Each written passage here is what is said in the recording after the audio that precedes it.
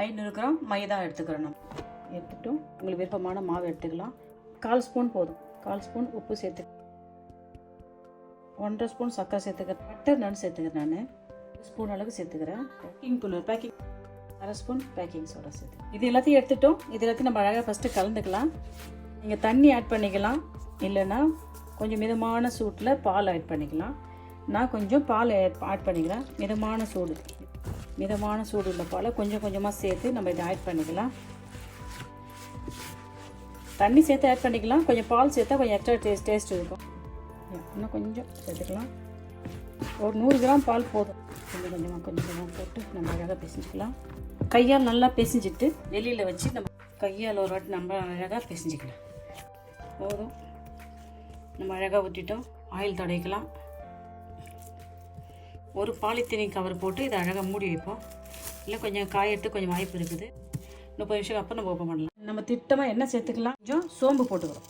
1/4 spoon zero போட்டு பொரிஞ்சிச்சு. கூட கொஞ்சம் கருவேப்பிலை போட்டுக்கலாம்.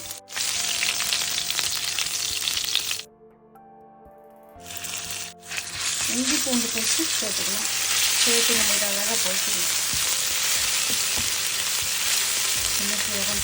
பொரிச்சிட்டு பிறகு நம்ம ஒரு சின்ன சைஸு வெங்காயத்தை நம்ம இதில் கட் பண்ணி சேர்க்குறோம். சின்ன சைஸு வெங்காயத்தை போட்டு நம்ம அழகாக இதை வதக்கிக்கலாம். காரத்துக்கு பச்சை மிளகாய் கொஞ்சம் சேர்த்துக்கலாம். புதினா தழை கொஞ்சம் சேர்த்துக்கிறேன். புதினா பொடியாக நறுக்கி சேர்த்துக்கிறேன். கொத்தமல்லி புதினா சேர்த்துக்கலாம். கொஞ்சம் பிரிஞ்சி ஆனியன் சேர்த்துக்கலாம். சேர்த்துட்டு வதக்கலாம். பச்சை மிளகாய் அழகாக வதக்கிக்கலாம். கொஞ்சம் கிரீன் கலர் குடை மிளகாய் கப்புச்சங்கம் சேர்க்குறோம். கலர் கொஞ்சம் கப்புச்சங்கம் சேர்க்குறோம். கிரீன் கலர் கப்புச்சம் கொஞ்சம், ரெட் கலர் கொஞ்சம் கப்புச்சங்கம் சேர்க்குறோம். குடை மிளகாய், கிரீன் கலர் கத்திரிக்காய், ரெட் கலர் கத்திரிக்காய் நம்ம சேர்த்துக்கிறோம். சேர்த்து இதை அழகாக வதக்கிக்கலாம். உருளைக்கிழங்கு சேர்க்குறோம். நான் ஒரு உருளைக்கிழங்கு அழகாக வச்சு சேர்த்துக்கிறோம். நம்ம திட்டமாக உப்பு ஒரு 1/4 ஸ்பூன் உப்பு சேர்த்துங்க. காரத்துக்கு ஏற்ற மிளகுத்தூள், கொஞ்சம் மிளகுத்தூள், பெப்பர் பவுடர், கொஞ்சம் பெப்பர் பொடி சேர்த்துங்க. ஒரு காரம் எக்ஸ்ட்ரா வேணும்னா கொஞ்சம் ரெட் சில்லி ஃப்ளாக்ஸ் கொஞ்சம் சேர்த்துங்க.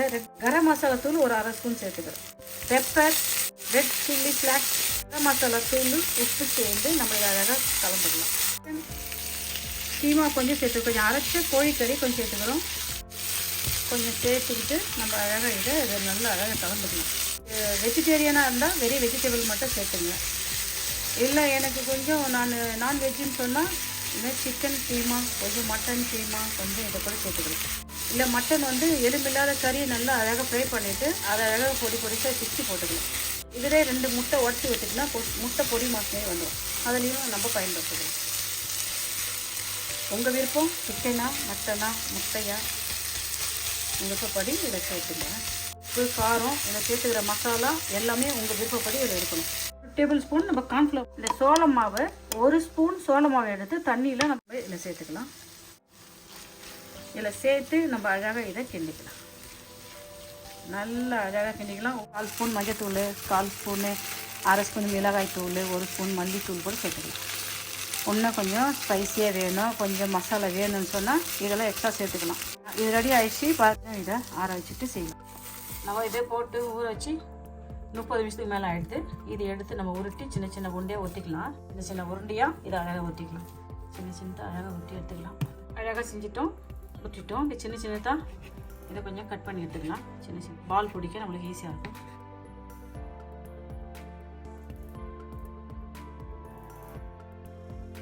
அதை சின்னதாக உருண்டை பிடிச்சி வச்சுக்கலாம். அழகாக நம்ம உருண்டை ஒட்டி வச்சுட்டோம். ஊற்றிட்ட பிறகு இது மேலே கொஞ்சம் எண்ணெய் அப்ளை பண்ணி வச்சுட்டோன்னா இது சீக்கிரம் காயாது. அதுக்காக தான் நம்ம கொஞ்சம் எண்ணெய் அப்ளை பண்ணுறோம். எண்ணெய் அப்ளை பண்ணியாச்சு. ஃபஸ்ட்டு ஒன்று எடுக்கிறோம், வைக்கிறோம். அழகாக மெலிசாக அழகாக ஊற்றிக்கிறோம். இதில் அழகாக நம்ம 1 ஸ்பூன் எடுக்கிறோம், வைக்கிறோம். ஏன் அவ்வளோதான். அப்படி கையாக லைட்டாக அப்படி பிடிச்சி விட்டுக்கலாம். இதை அழகாக எடுத்து வச்சிட வேண்டியது தான். அப்படி ப்ரெஸ் பண்ணிட்டா இதை எடுத்துடலாம். இந்த ரெஸ்ட்டை எடுத்துகிட்டு பார்க்கலாமா? பாருங்கள், எடுக்கக்கூடாது. லைட்டாக இந்த உணையில் கொஞ்சம் அழகாக ப்ரெஸ் பண்ணிங்க. அப்போ தான் உள்ளே இருக்கிற அந்த டஃபெல்லாம் அந்த உள்ளே வச்சுக்கிற அந்த கறியெல்லாம் வெளியே வராது. லைட்டாக அப்படி ப்ரெஸ் பண்ணி இது அப்படியே ஆயிடுச்சு. அப்படியே இது வைக்கும். அது எவ்வளோ கட்டினா அரை வட்டமே வைக்கும். நேலாக மாரி வரும். நம்ம அழகாக கட் பண்ணிவிட்டு வந்துச்சு. லைட்டாக முனையில் நம்ம அழகாக அப்படி ப்ரெஸ் பண்ணி விட்டுக்கலாம். அப்போ தான் அந்த உள்ள இருக்கிறதெல்லாம் நம்மளுக்கு வெளியே வராது. லைட்டாக ப்ரெஸ் பண்ணி விடுங்க. திருப்பி பாருங்கள், திருப்பி ஒரு ப்ரெஸ் பண்ணிக்கோங்க. அழகாக ப்ரெஸ் பண்ணிவிட்டு அழகாக விட்டுடலாம். சமோசா வச்சு செய்யணும் கிடையாது, இப்படியே செய்யலாம். அதுக்கு தான் இந்த மெத்தட். பாருங்கள் என்ன அழகாக நம்ம வச்சுட்டோம். இதை எடுத்து உரம் வச்சிடலாம். ஸ்பூன் எடுக்கிறோம், அப்படியே எடுத்து நம்ம இதை ஓட்டுறோம். இதை வச்சு நம்ம எடுக்கிறோம். அழகாக இதை வச்சுட்டு லைட்டாக அப்படியே எடுத்துட வேண்டியதான். அழகாக எடுத்துட வேண்டியதான். பாருங்கள் எண்ணெய் ஒரு அழகான வட்டை சைஸ் ஷேப்பில் இருக்குது. அப்படியே நம்ம லைட்டாக நம்ம அந்த ஓரெல்லாம் அப்படியே விரலெல்லாம் அப்படியே ப்ரெஸ் பண்ணி விட்டு வேண்டியது. ப்ரெஸ் பண்ணியாச்சு, அப்படியே வச்சிடலாம். இதே போல் நம்ம எல்லாத்தையும் செஞ்சுக்கலாம். எல்லாத்தையும் நம்ம ரெடி பண்ணி வச்சுட்டோம். ரொட்டி தூள் கொஞ்சம் எடுத்து வச்சுக்கிறேன். ரொட்டி ப்ரெட் முட்டையில் அப்படியே போட்டு நினைப்போம். முட்டையில் நினச்சிட்டு அப்படியே நம்ம ப்ரெட் தூளில் இப்படி போடுவோம். பேஸ்ட் வச்சு கொஞ்சம் அப்படியே கொஞ்சம் உணர விடுவோம். அப்படியே ஒன்று எடுக்கிறோம், முட்டையில் போட்டு அழகாக பெற்றுறோம். ப்ரெட்டு தூள் வைக்கிறோம். ப்ரெட்டு தூள் அப்படியே மேலே அழகாக சுற்றுறோம். அப்படியே எடுத்து இப்படி முட்டையில் போடுறோம். அப்படியே ப்ரெட்டு பாருங்கள் எல்லாத்தையும் போட்டு வச்சிட்டோம். 10 நிமிஷம் சென்று நம்ம இதை ஃப்ரை பண்ணலாம். 10 நிமிஷம் இது ஆயில்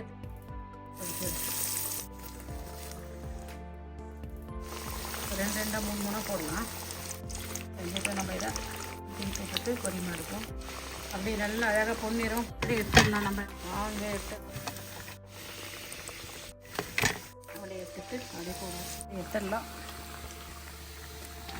எல்லாம் செஞ்சு முடிச்சிட்டோம். வாங்க நம்ம சாப்பிட்டு பார்க்கலாமா? ஆரோக்கியமான ஒரு ஃபுட்டு நம்ம அழகாக பண்ணிட்டோம்.